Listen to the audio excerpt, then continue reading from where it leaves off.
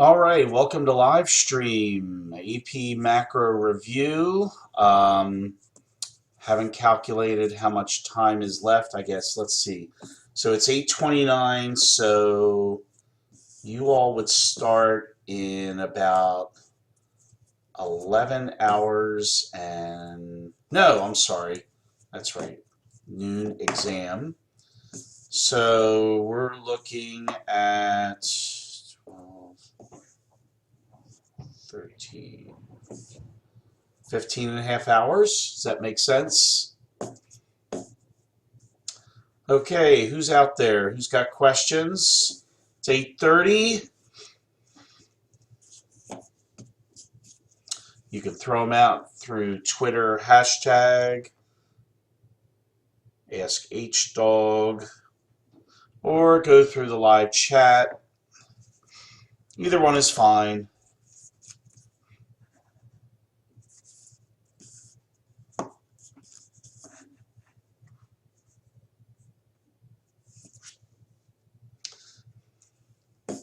But if you're here in the chat, then it'd be great. Let me know if you can hear me. And just say something.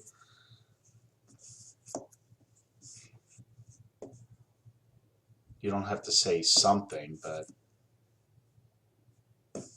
say something productive. Here we go. Our first, let's see.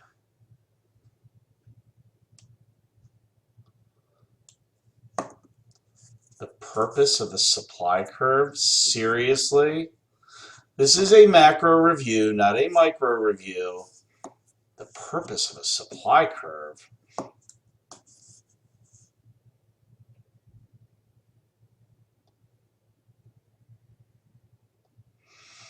I hope you mean aggregate supply. Let's see some emojis out there too.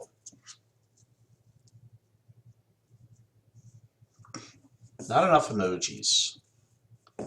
We need emojis. We need bitmojis. Here we go. All right.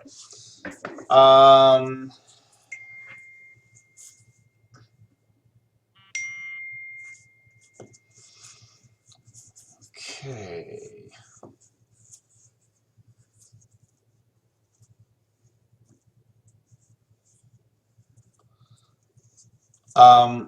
Ali, I would say yes. Um, yeah, they're gonna have to give that. Absolutely. So they would say like maybe that uh, the United States, the certain bank in the United States, um, or the Fed has said that the reserve requirement is 10%. So yeah, they'll give you the money multiplier. They give you things like that. I don't think they're going to throw you curves. Just follow the steps one by one. Go to uh, like for the long FRQ, typically there's an A, there's a B, there's a C, there's a D, there's an E, sometimes there's an F, but there are going to be a lot of steps, and you might have to have several graphs on the long FRQ. Hey, he can come in and say hi. All right, we have a visitor. Come on in, visitor. He can come in. I don't want to come in. He can come in. You sit back. So what are you doing to him? I don't want to. You're tortured. Come in here. Hi. All right, here we go. Number one econ student is Jax the dog. Here we go. Want to say hi to everybody? No, you don't want to be here. All right. Did you read my text? I don't know.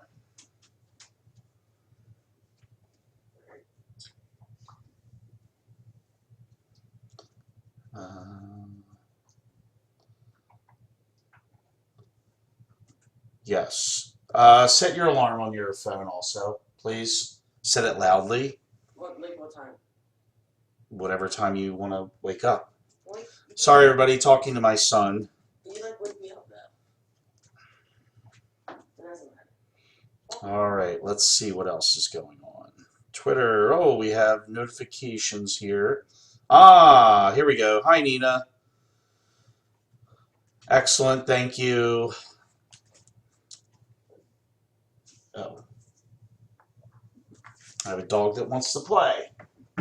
All right. Structural and frictional unemployment. Wow, that's going back. That's going back a few.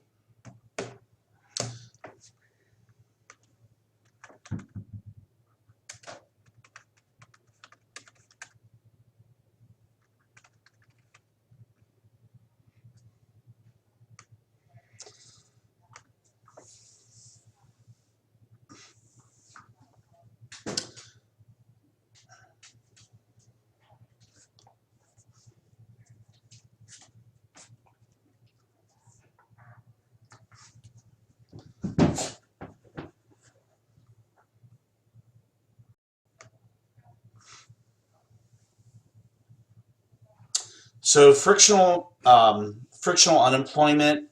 Workers are leaving their jobs. They want to find better ones. Um, Sometimes it's voluntary, and sometimes it's because of layoff. Um, because of all the time and effort it takes to find a job, that's why they call it friction, because of all that time that it takes. And structural is caused by shifts in the economy. It causes um, um,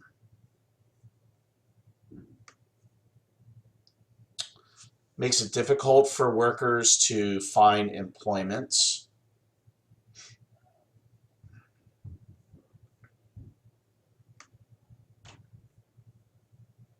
Let me see if I can get some other examples here. Structural is caused by market conditions, caused by business cycles.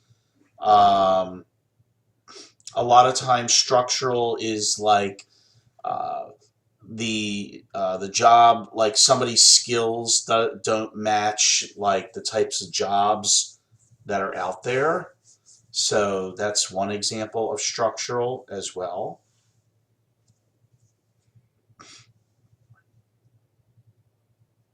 And if you remember when we were talking about unemployment, when calculating the natural rate of unemployment, we're leaving out cyclical. Okay, so cyclical is that too. And yes, structural is also when your job gets taken by technology. So we're talking like you can't perform the same skills as a robot, so the robot takes your place. So yes, that is correct as well. You'll definitely see a couple questions on unemployment, whether you have to calculate unemployment or whether you have to calculate the labor force.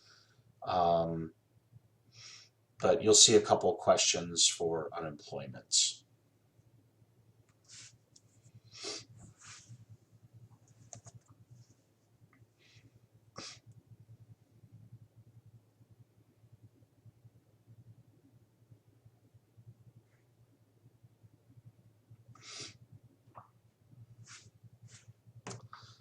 Oh, Merari, of course, Merari, out with the questions. Keynesian economics. I doubt they're going to say anything about Keynesian, really. They're with Keynesian, it's about spending to fix the economy. So aggregate demand, investment, government spending. Um, that's your Keynesian economics.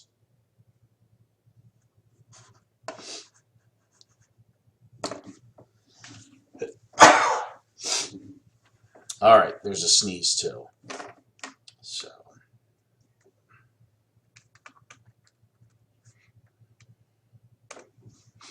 Does that answer your question, Marari? Cyclical is right there in the term. Cyclical is basically unemployment. Your employment is affected by the cyclical, by the business cycle. And for example, if there is, let's say there's a recession, and with a recession, give me that. With a recession, that's going to cause more unemployment. So cyclical takes into effect all the factors of all the parts of the big business cycle. Okay, Marari, back to your question. I mean, Keynesian.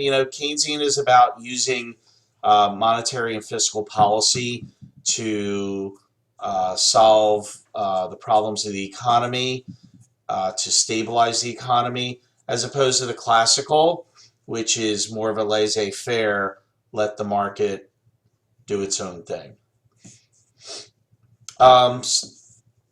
Stagflation. So that was a question that came up today, or actually that we were talking about, was stagflation.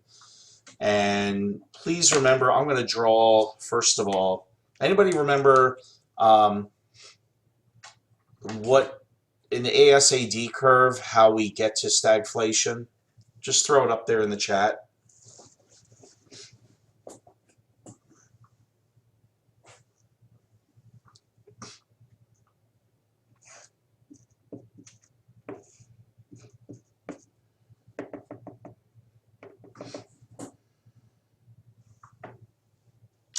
Sorry, I think I have a dog who's going to knock down my green screen. Or actually, it's a blue screen, isn't it? Yeah, it's a blue screen.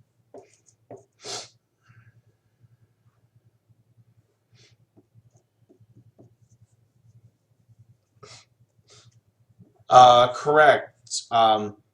With stagflation, so AS is going to shift to the left, and two things happen. And I'm going to show you right here. Let's see if you can see that. Oops, my camera's up. There we go. So with stagflation here, there we go. Let's take a look. So with stagflation, AS shifted to the left, and when that happens, you get two things that happen. Number one, let me fix one thing on here. Let me put on the LRAS, because that's going to show us that once that stagflation occurs, once that aggregate supply curve shifts to the left, a couple things happen. Number one, we're in a recessionary gap here.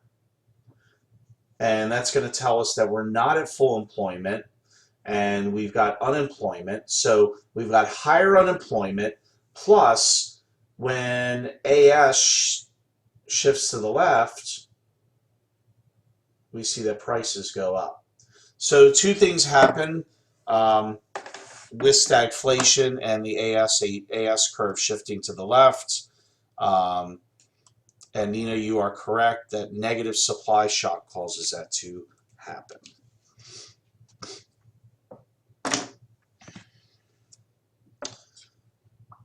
And I feel like I have a dog that's going to knock down the blue screen.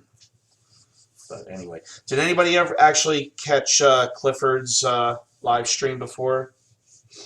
Because I saw a little bit of it. He was operating in front of his green screen.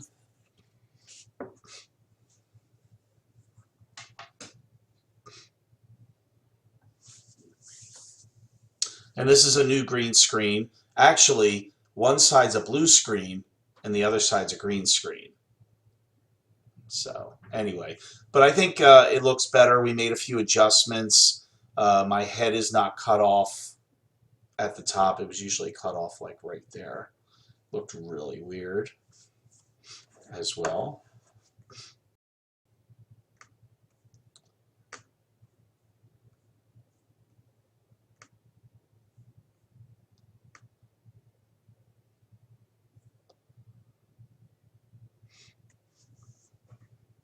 All right, Nina, great question. How do we calculate real GDP?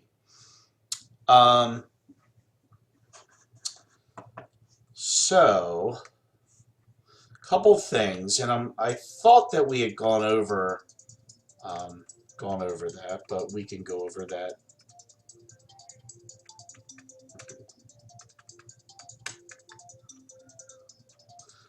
All right, let's go through that for a second.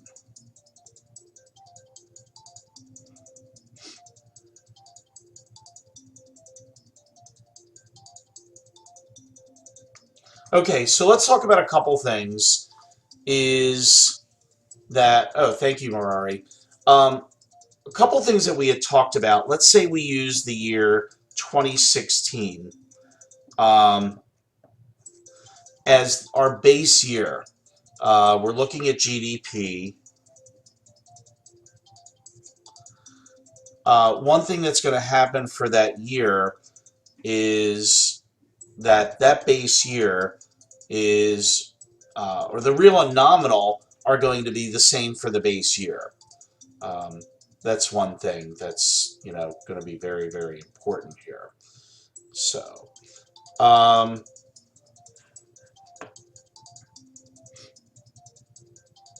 Nina, there's a really good, if you go also in reviewecon.com, I know you missed yesterday, but you came to today's. If you go under macro, review games, and then go under basic, and there's gross domestic product, and I'm looking right now. Let's see, that's macro. There we go. So go under basics and then go under deflator, CPI calculations, and it's a good deflator and CPI review game, but you get to go through and calculate CPI.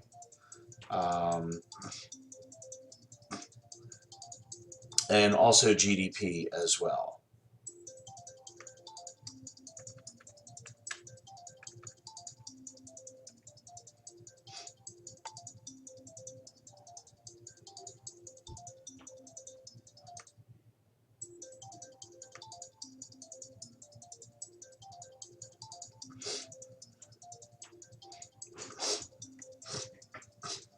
But real GDP, that's your nominal GDP over the GDP deflator.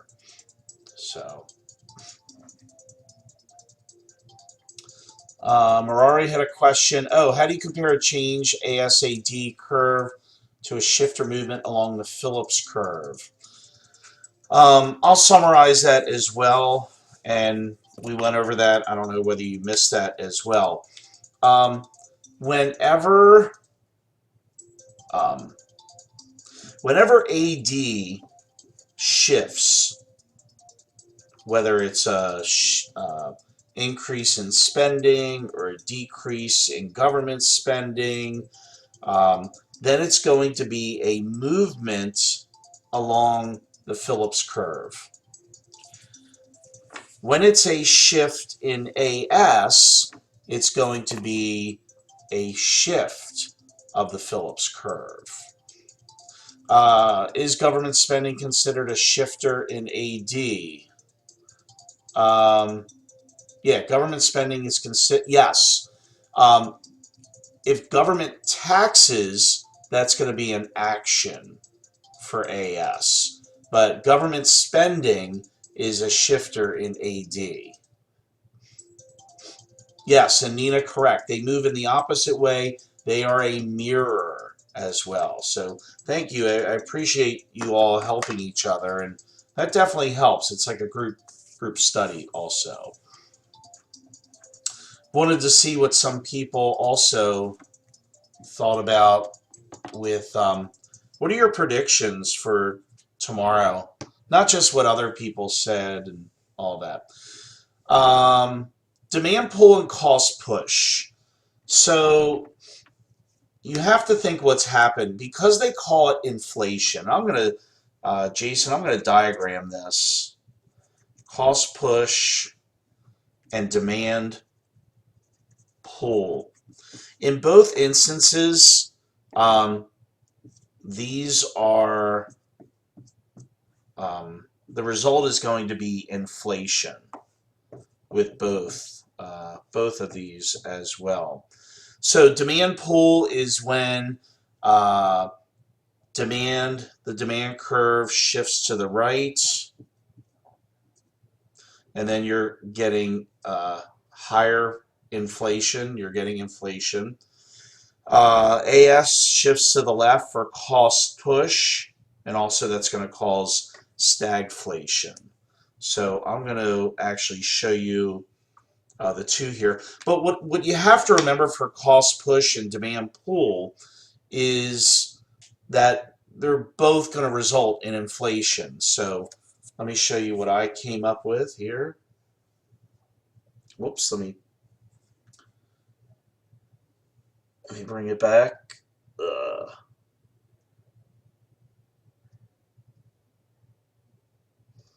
that work? There's your cost push and demand pull.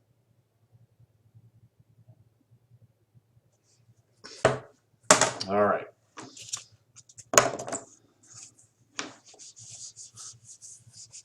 Okay, let's erase the whiteboard and let's see who else. Increase taxes, decrease AS, or increase it. So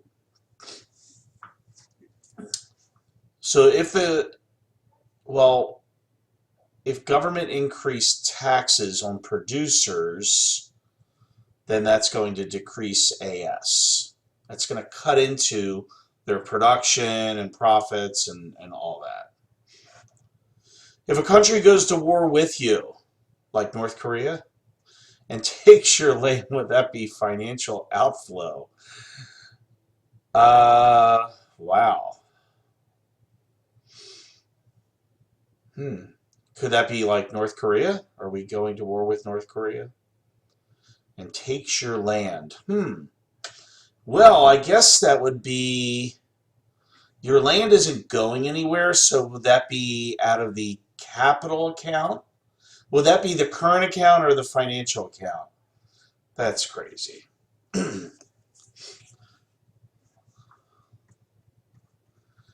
Merari, so close an inflationary gap. Okay, so you're talking, Merari, if there's an inflationary gap. So what does the government do to close an inflationary gap? They would,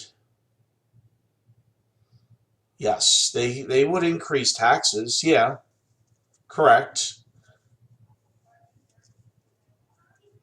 But it would be taxes on consumers. But when they tax the producers, that's going to affect the AS curve. That's an action of the government. So we have to remember that.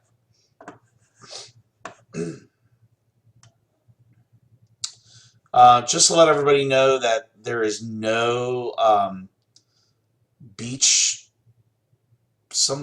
event tomorrow morning.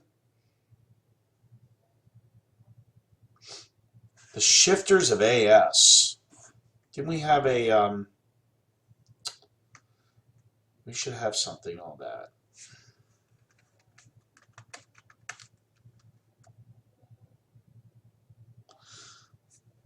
There's a shifters of aggregate supply wrap, I think. But it is IRAP. Remember that IRAP, shifters of that?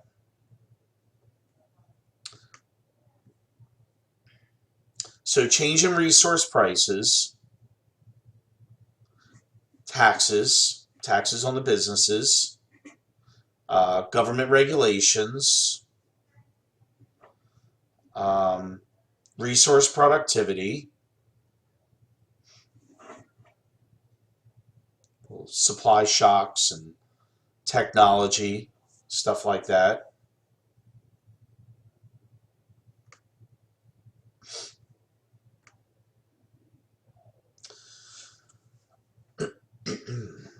Productivity, business taxes, subsidies, capital. Well, subsidies would shift the AS curve to the right. Taxes would shift the AS curve to the left. Kyle, look who's here. Kyle. When are we going to get a final Kyle? Where's Matt Bernstein? He loves saying that. Review absolute advantage and comparative advantage. Absolutely. One of the things, and I saw Clifford going over this, if they give you this problem, whether it's in multiple choice or whether it's part of an FRQ, and it could be on the micro too. It doesn't have to be on macro, because absolute advantage is both. So what happens here,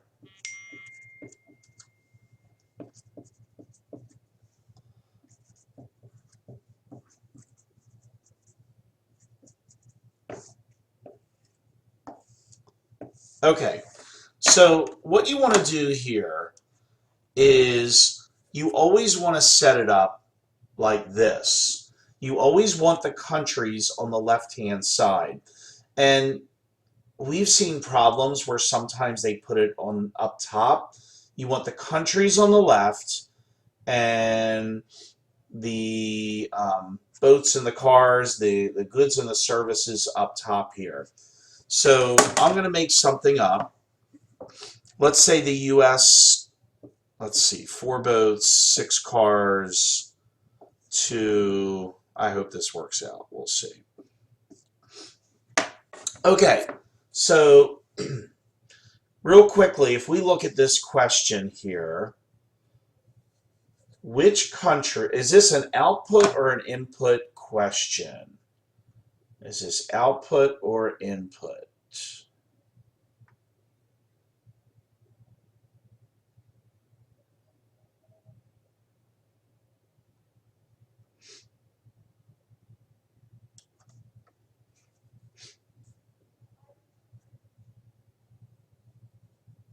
Anybody want to comment? Is this an output or input question?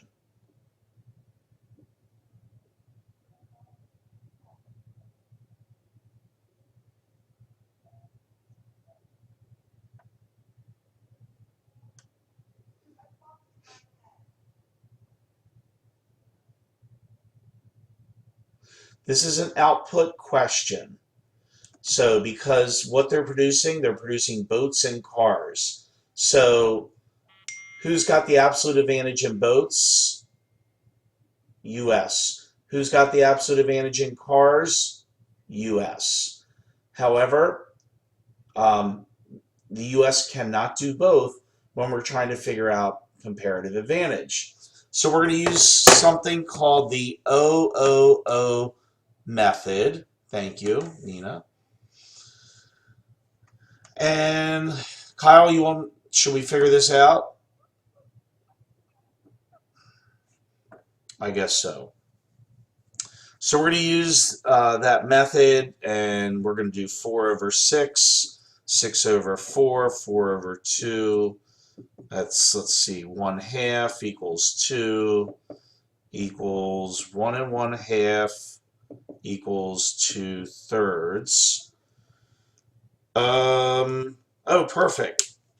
So it did work out that you always going to go with the the country that has the lowest opportunity cost, and in this case, whoops, hold on.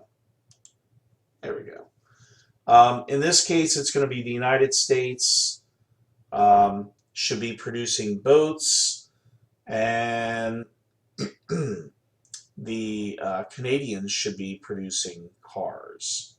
It's their lowest opportunity cost. Okay? All right, does that make sense? So for every car that Canada makes, they give up 4 boats. Okay, for every 3 boats that the U.S. makes, they give up. Let's see, what is that? Like 1 1/3 of cars. So that's comparative advantage. Stick with it if you're taking micro also, because that's a big part there. All right, let's take a look. Let's see the next question.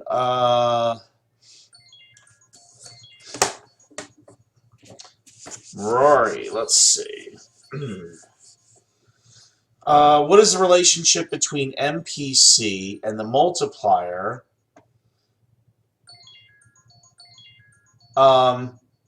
So you have 2 multipliers. So you have the spending multiplier and you have the tax multiplier.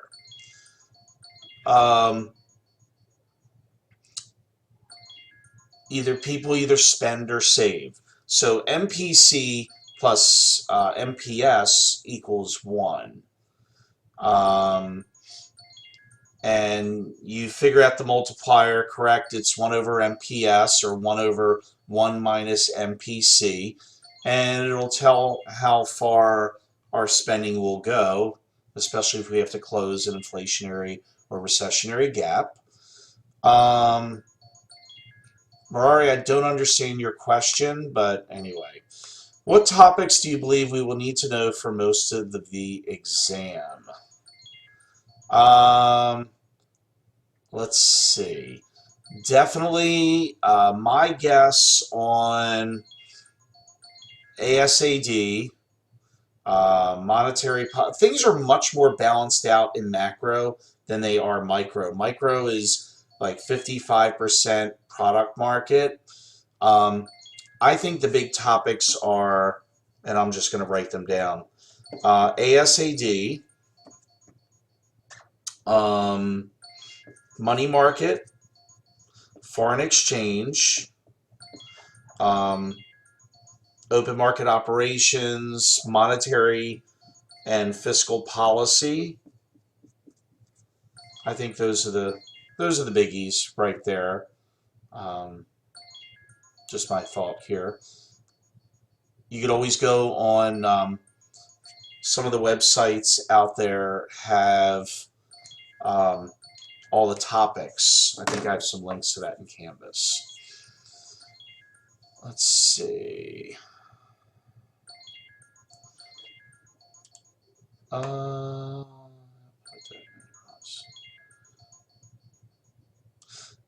Okay. So, Kyle, you all set on all of this? Is anybody coming tomorrow morning, period 1, for macro review? Don't forget you need expressly written teacher permission. Please be there or be square. Expansionary and contractionary monetary policy.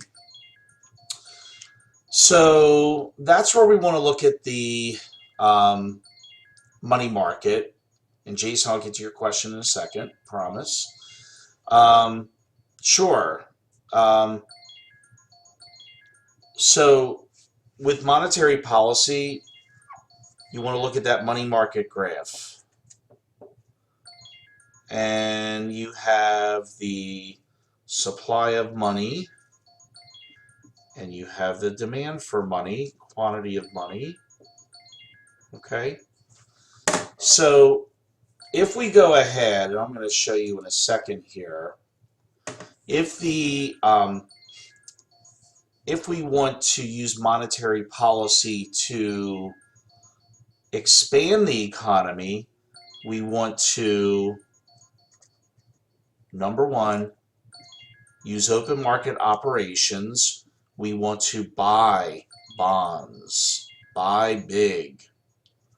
We can also lower the discount rates. Number 3, we can lower the reserve requirement so that banks will hold on to less and they'll be able to loan out more. Those are expansionary monetary policy factors. In terms of contractionary, it will be quite the opposite. They will sell bonds. They will increase the discount rate so that banks will pay a higher rate for loans from the Fed, or it could be the Fed funds rate. And they could raise the reserve requirements. Those are the 6 things that will either deal with expansionary and contractionary monetary policy. So let me just show that real quick.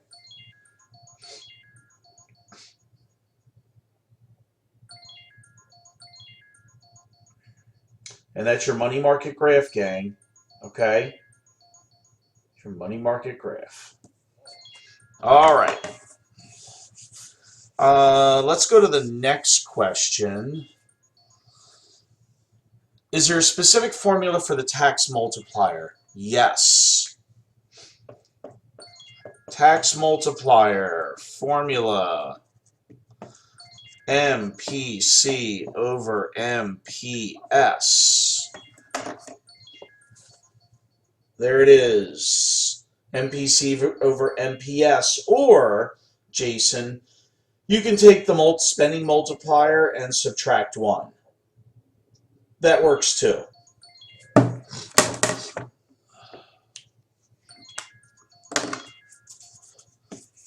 Merari, if you're going to come to review period 1, who do you have period 1? Because I think we're charging $20 to juniors to show up for review, so you got to bring $20, Merari.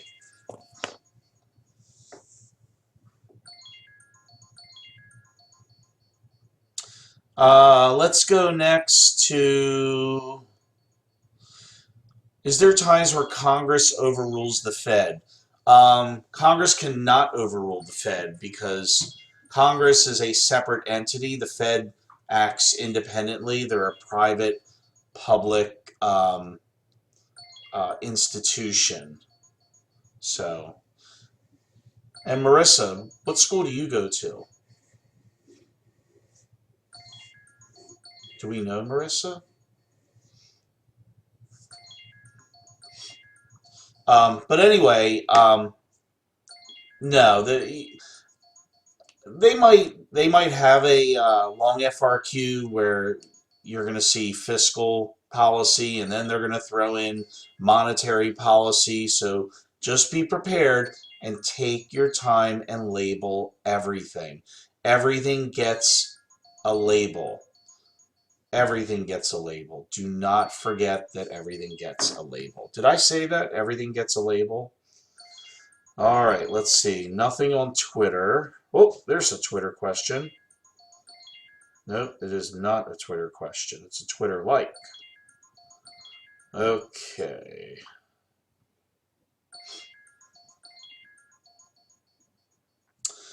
Okay, monetary policy. Do I shift the money supply curve? Nina, that's a great question.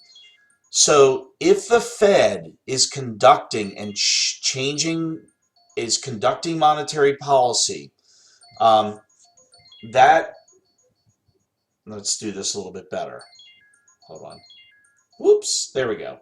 So this is, remember that inelastic curve is your money supply curve. If the Fed is conducting policy, it shifts this way or it shifts this way. The demand curve will, that's by, whoever demands money. So.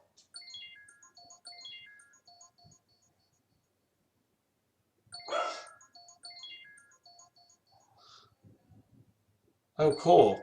Marissa, you're taking the macro exam tomorrow?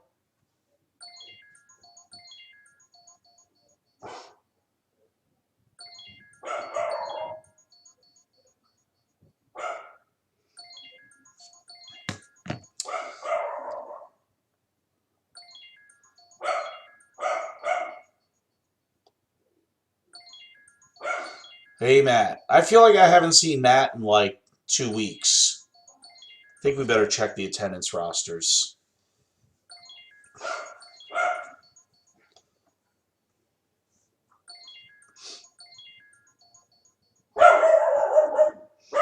Do you guys hear my dog barking? It's really crazy here. Orioles and Nats. Let's see. 1-1 in the 8th inning. Wow, that's a fast game.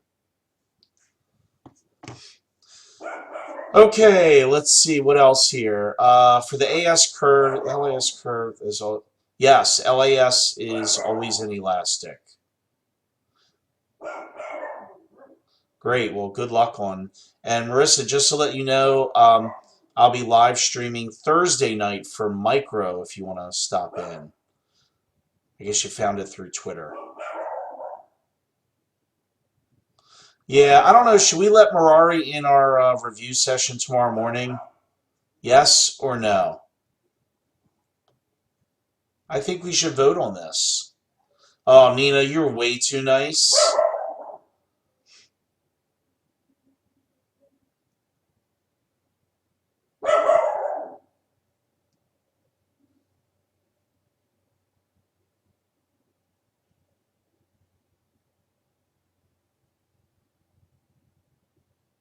He should he should bring donuts. I'm telling you.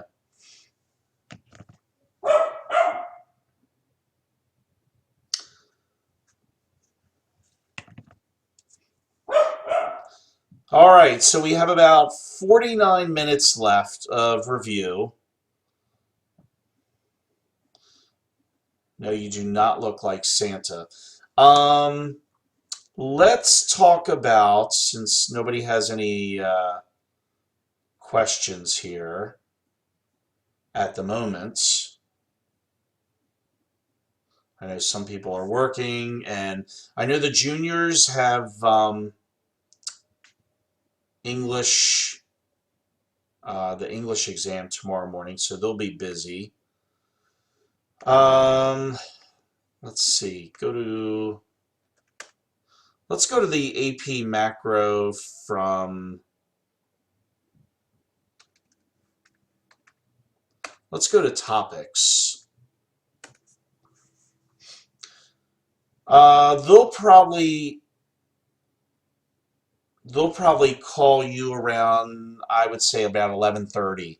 So I think, Mirari, I have your class tomorrow. I think you guys eat on A lunch, and then you'll come to me for B and part of C. The exam starts at 12, and they'll call you down at 11:30. Oken's Law, that's a real good question. I honestly don't think so.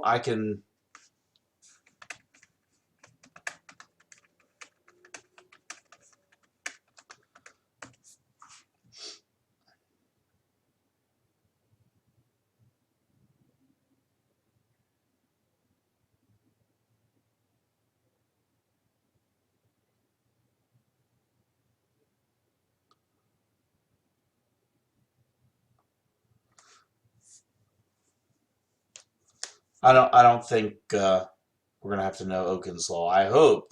If anything, it would come up as a multiple choice question. Can I show you some FRQs tomorrow? I don't know whether I'm going to go that route. I may go ahead with some practice questions through Grokking, Refenomics, but I don't know. We don't have a lot of time tomorrow, so we sort of have to condense things. Maybe we can work on one FRQ. We can pick one that we think represents, what we think is going to be out there.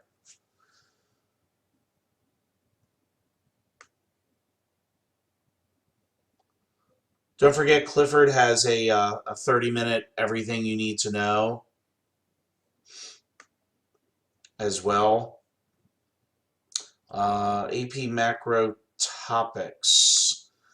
So just to let you know, I'm going through aggregate supply and aggregate demand has occurred 22 times on FRQs. Um, Next is currency. You're definitely going to see Forex, and we've spent a lot of time on Forex. It has shown up every single year, um, currency valuation. So, not necessarily the foreign exchange graph, but at least currency valuation. So, the value of the currency. Loanable funds is another big one. Open market operations, interest rates. Phillips curve is popular. Money market graph, foreign exchange. The PPC a little bit. Required reserves, money multiplier a little bit. Rarely do you have to calculate GDP for an FRQ, but you never know. Last year, bank balance sheets showed up, and comparative advantage actually was part of a question number 3 last year. So, Kyle, I'm glad you brought that up. How would you suggest managing time for the FRQ section? So,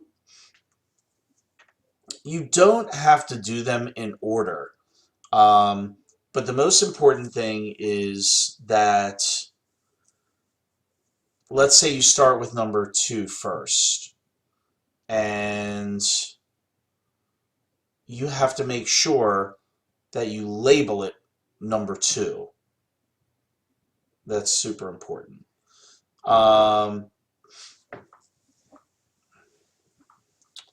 So, but I would say, just you you don't want to spend. I don't think the short FRQs should take you any longer than like 10 minutes a piece.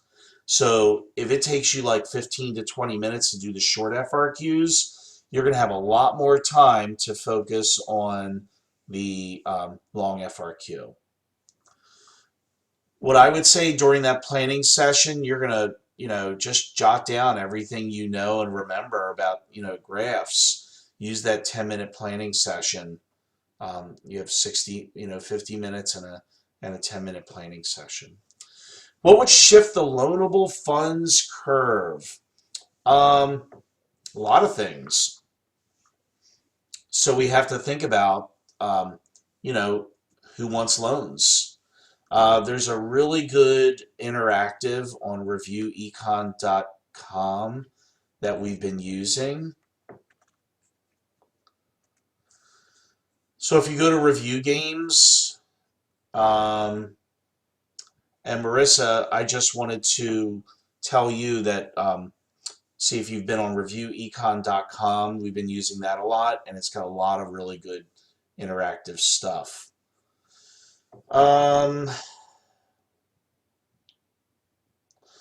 So we go into loanable funds.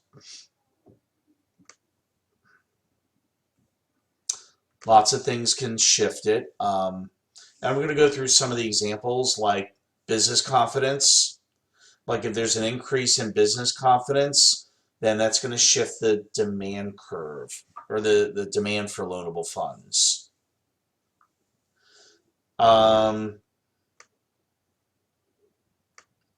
Some other things, decreasing taxes will shift it. A lot of things will shift it.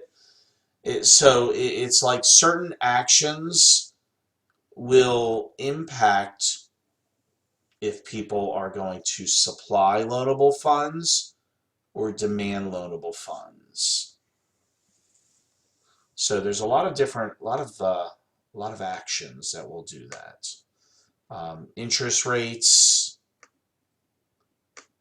Remember that the supply curve, those are your savers. So if people's MPS goes up, their propensity to save, or they have more disposable income, then the supply for loanable funds is going to shift to the right. People want to, they expect people to save more, put it in the bank. So when they start putting money in the bank, then there's going to be more loanable funds out there. Demand, who demands loanable funds? Investors, government. Those are the people who demand loanable funds. Can we start answering the questions during the planning session? That's a good question. I've never had that question.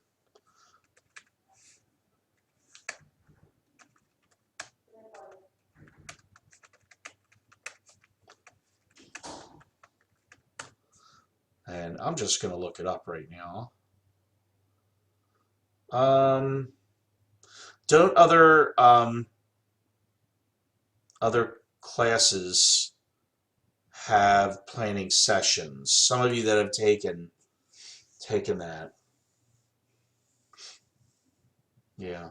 I wouldn't worry about it. I mean, you'll have plenty of time to do the FRQs. And if you know your graphs and you know all the relationships and you have that intuitive thinking, I think you're going to be okay. Just remember, every graph tells a story. Every graph gets labeled. That's what you're doing with the graph. You're telling a story. So, if we're graphing interest rates, how come when it equals 0? I'm not sure I understand your question. How come when it equals 0, it still causes inflation in the economy? I'm not sure I understand your question. Might want to see me tomorrow morning about that, and that would be okay. I'll try to be in by 7 o'clock. 7 o'clock, 7:10 or so.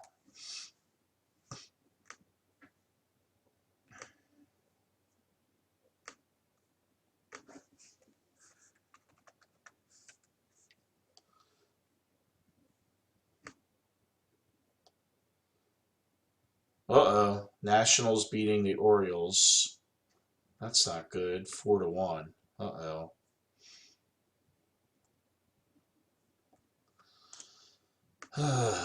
Right. Let's see.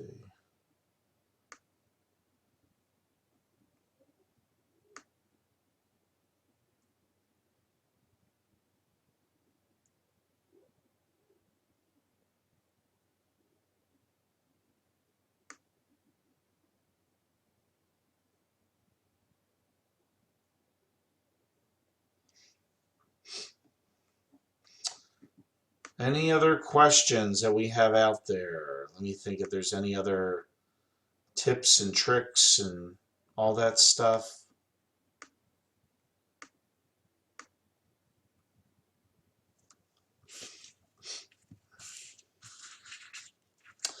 Don't forget there's an after school review session on Thursday, and then we'll live stream again on Thursday, same time, 8 o'clock. Depending on things, I might start earlier. We'll see. But you guys have to get your sleep for Friday morning, bright and early.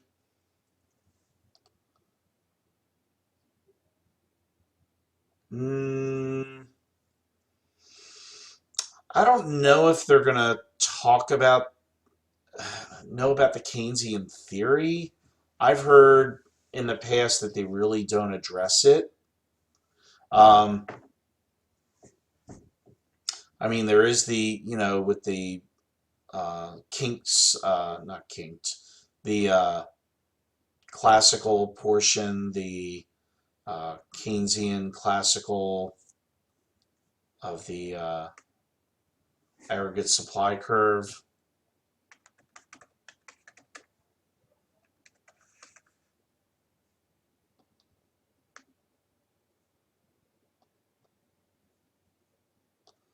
The three portions.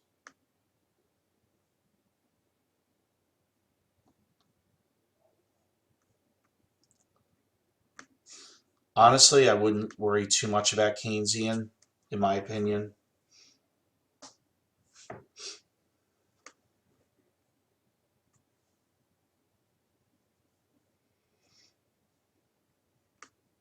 So Mirari is bringing donuts. That's excellent.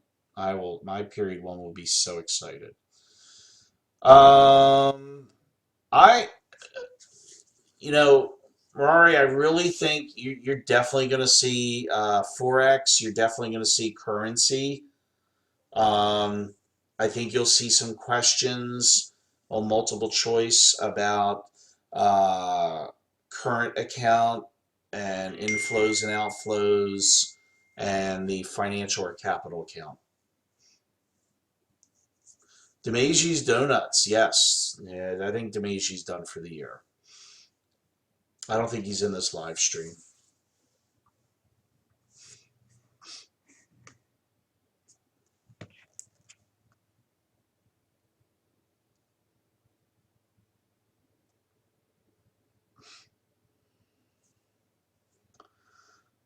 Any other questions?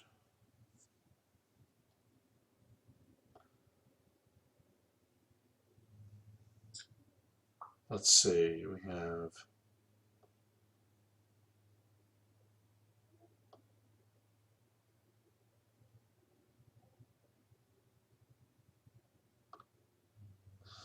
appreciation and depreciation of currency. Sure. And what I'll do is I'll draw that out right now.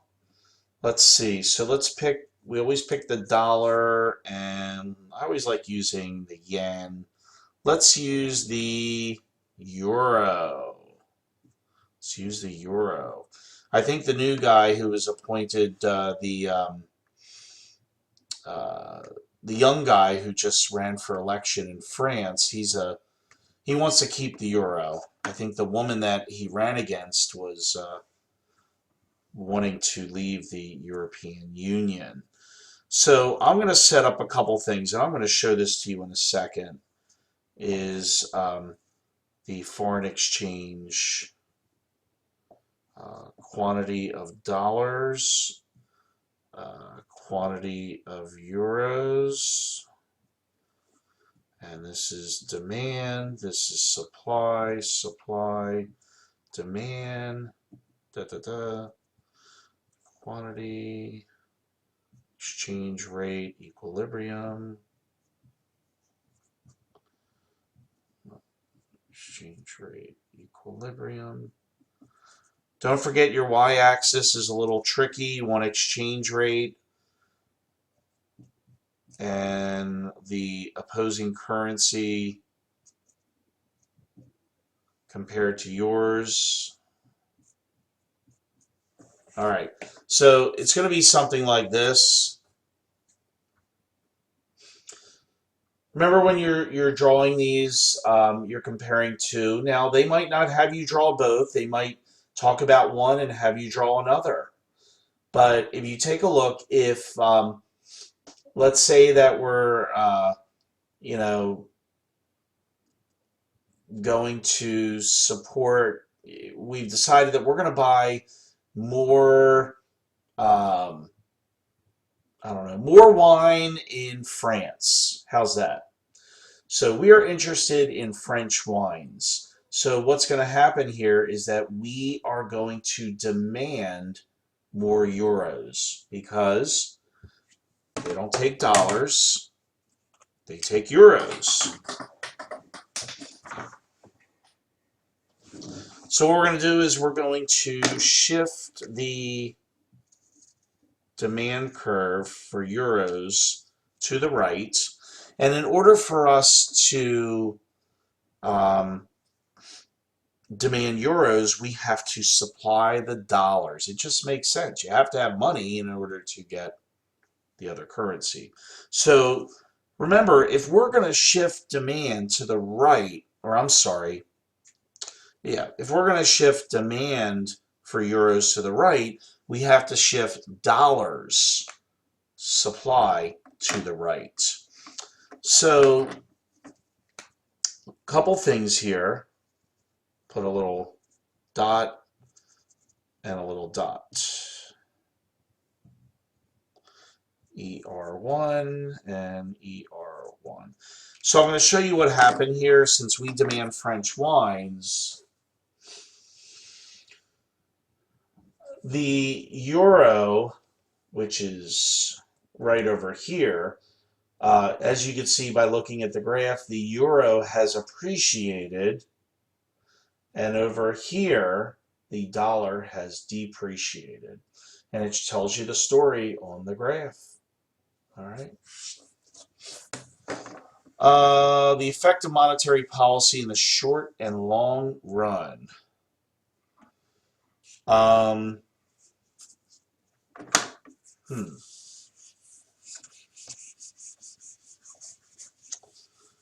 Well, we don't really. We hope that monetary policy works. And just like with fiscal policy, it takes time for these things to go into effect. And the most frequent used monetary policy is going to be open market operations. The second frequently used one is the discount rate. And the one that is rarely hasn't been, I don't think it's been changed since 1992, the reserve requirement. Um, that hasn't been changed since like 1992.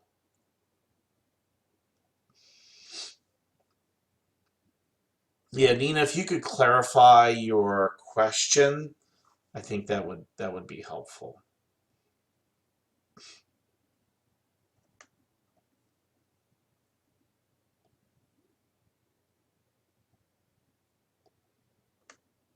Anybody using HDog bucks for the AP exam tomorrow?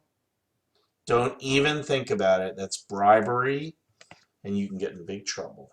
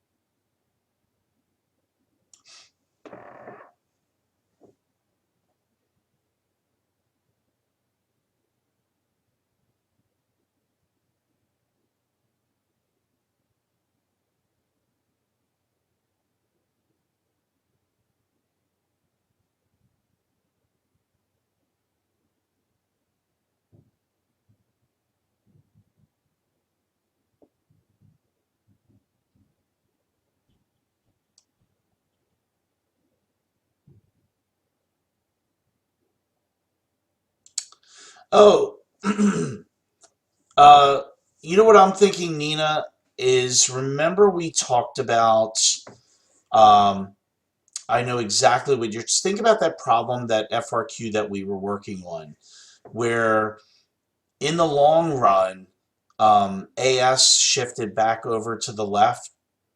Um, Remember, it aligned with the long run, but because prices went up, wages went up, therefore AS shifted to the left. And when wages went up, we still have inflation. So it's just that cycle, that spiral of wages and prices. But Nina, that's like what we were talking about. I believe it was 2 days ago, or actually it was yesterday. That's what I would think about when we're talking about monetary policy with that.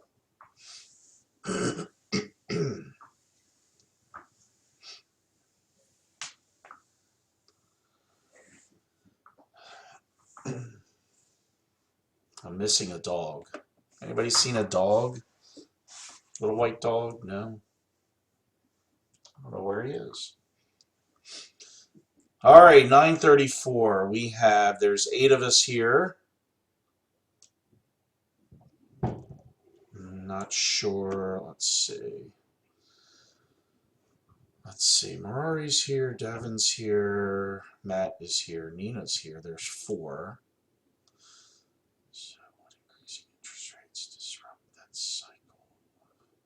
Would increasing interest rates disrupt that cycle of inflation?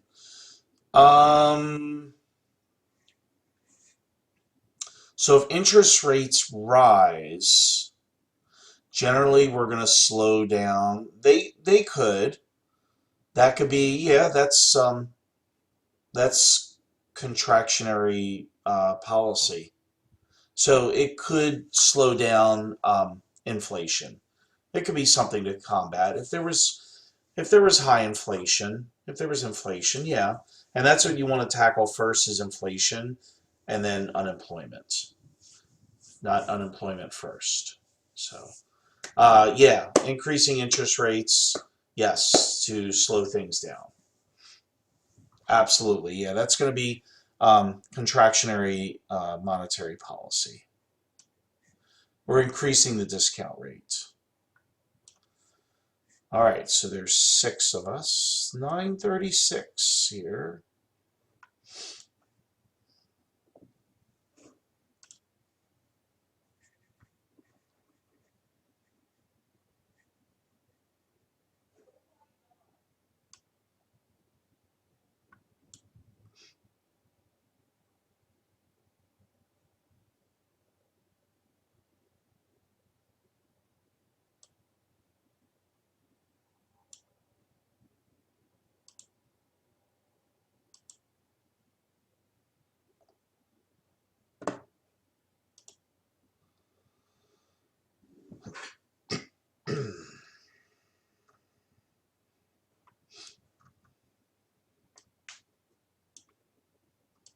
Well, we've had a lot of good questions tonight.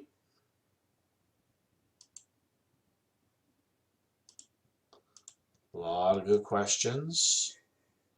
How's everybody feel for tomorrow? How about out of 100? With 100, you are 100% prepared. Anywhere from 0 to 100. Any final words of wisdom? Well, you're going to have to pace yourself a lot better, a lot more on the multiple choice. You do get a little over a minute per multiple choice. You're going to get easy multiple choice. You're going to get medium multiple choice. And you're going to get hard multiple choice. So there's a mix. I feel like they tend to start off with, some questions about opportunity cost or scarcity. Usually the first couple questions, from what I've seen. So where are we? How prepared are we? Are we ready? I don't know. We have done a lot of review. I know some of you have been very dedicated. Not sure about some other people out there taking the exam. 75%. Let's try to kick that up to about 85.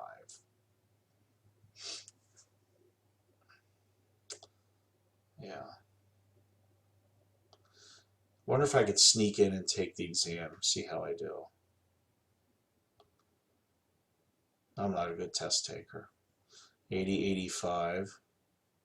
Where's Jack tonight? No Jack.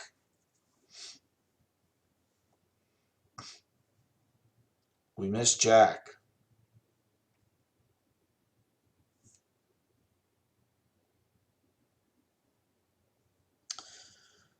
Some other final words. Some other final words of wisdom. FRQs, really just, hey, Cecilia, you made it. Um, Label everything because I bet you that's one of the biggest mistakes is that when people don't label their graphs and then you lose a point for not labeling. So if you forget to label the ASAD curve or throw in, GDP, something like that, yeah, that's not good, especially for your small FRQs, short FRQs, which are anywhere from 5 to 7 points, and your big FRQs probably anywhere from like not maybe 8 or 9 to about 12 points. So, and they're going to be weighted 1/3 of your exam. So let's try to get 10. How about try to get like 18 to 20 points on your FRQs? That would be great. That'd be really good. All right, so we got 9:40. Let's see if Cecilia has any questions. There's 6 of us. Oh, I never used that. Oh, the bank balance sheets.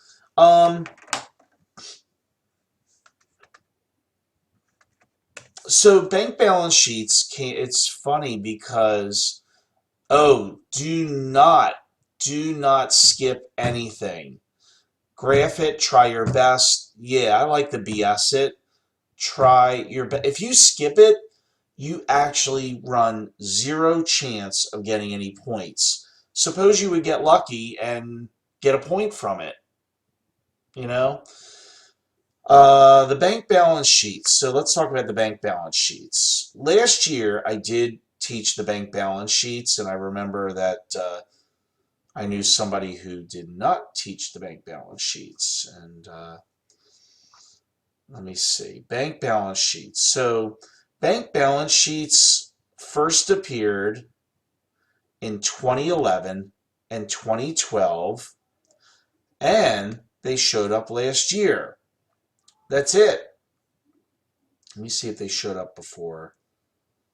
No, that's it. They're very rare. You're probably going to see a multiple choice question. I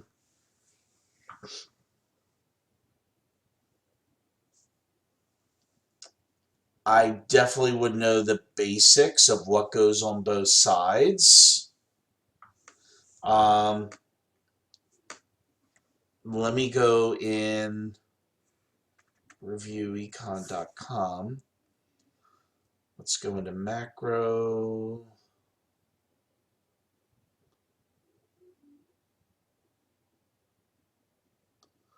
Bank balance sheets. So you're going to find assets and liabilities. Reviewecon.com has a real good, excellent beginning part there if you want to jot those down on your cards. So remember that it just tracks banking transactions. So you have assets on one side.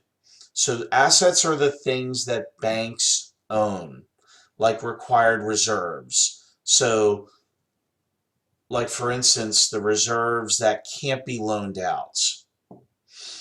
They have excess reserves, reserves that can be loaned out. They have loans. They have securities, which are bonds, and like physical assets, like they talk about their building, the computers and desks. On the other side of the balance sheet are the liabilities, and these are the things that the bank owes. So like demand deposits. So if I put money into my bank account, that goes into the bank under demand deposit.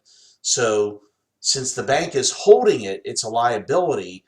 They owe it to me when I request it. So they owe that to me. Savings accounts are part of that. Any debts owned by the bank, pretty much. And the two should equal each other. Just to let you know. If there's an increase in liabilities, there's a decrease in liabilities. An increase in assets, sometimes it really can be tricky.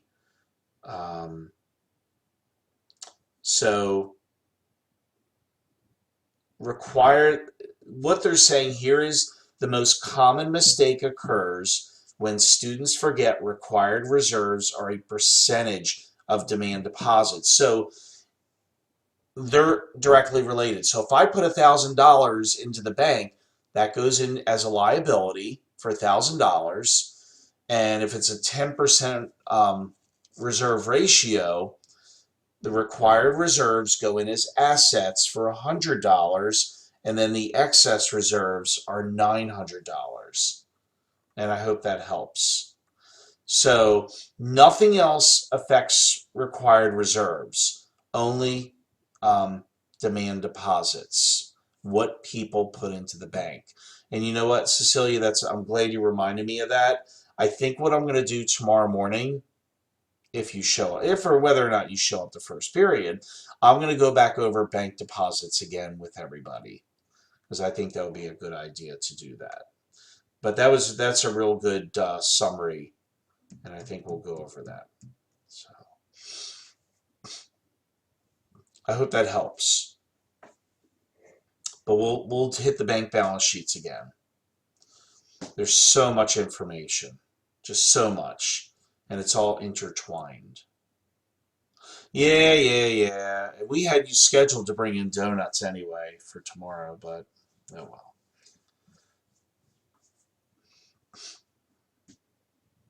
Well, I hope you definitely get enough sleep, and whatever time you decide to come in, that you spend some time in the morning. I'm sure you'll be reviewing. Okay. Yeah, come by 4th. I'll be in B108, if you're allowed to do that. I don't know what you have. 4th period. Actually, I could look it up what you have 4th period. I have that power.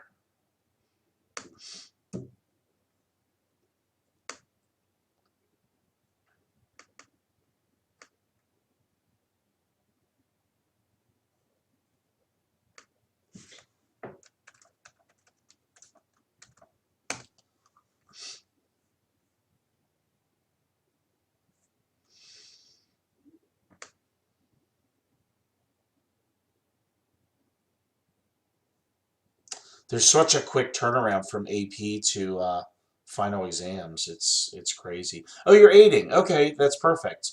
Yeah, I'll be in B108. Um, I'll have my 4A class in there. And if people don't want to go to lunch during B lunch, they could bring their lunch and we can all hang out and, you know, talk good nerds, econ nerd stuff. So, absolutely. I think we're going to get a good review in tomorrow. I think our reviews have been very meaningful. Um, I like a lot of the chalk talk that we've been doing, and we'll see. Any other pertinent questions before I go ahead and make lunches for my kids for tomorrow? There's 5 of you out there watching.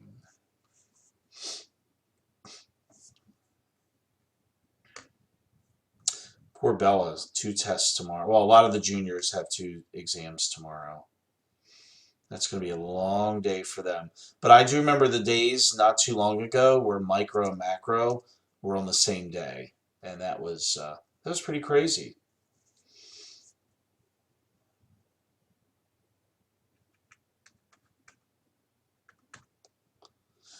All right, awesome. Well, I'm glad you could catch a little bit of that, and actually you helped me find a little bit of more good information about bank balance sheets. I try to retain as much as I can to help you guys, and I know you were very helpful with Bella today, explaining some things. So hang in there, Nina. It'll be all good.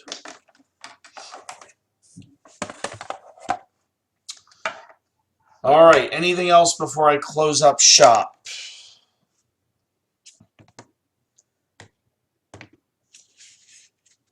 You're welcome, you're welcome, you're welcome. I know I haven't done a live stream in a while. I think the kids' events and bar mitzvahs and all that stuff slowed me down for a while, but my new green screen's working real well, and got everything set up, and it's all good. It's all good. Well, you guys make me think, keep me on my toes, um, get me to research more and more, and just trying to help you out the best I can to get you credits. So, very good. All right. Anything else before we shut it down? I guess Marissa from San Antonio left. I don't know how she found me. Maybe on Twitter, possibly. Somebody retweeted me. All right. That's it. That's it. That's it. No Mirari. I don't see Mirari anywhere. So, okie dokie. Well, if I don't see, I'll see some of you. I'll see a lot of you tomorrow. That'll be good. You're welcome, Jason. Get some sleep, guys. Don't stay up too late.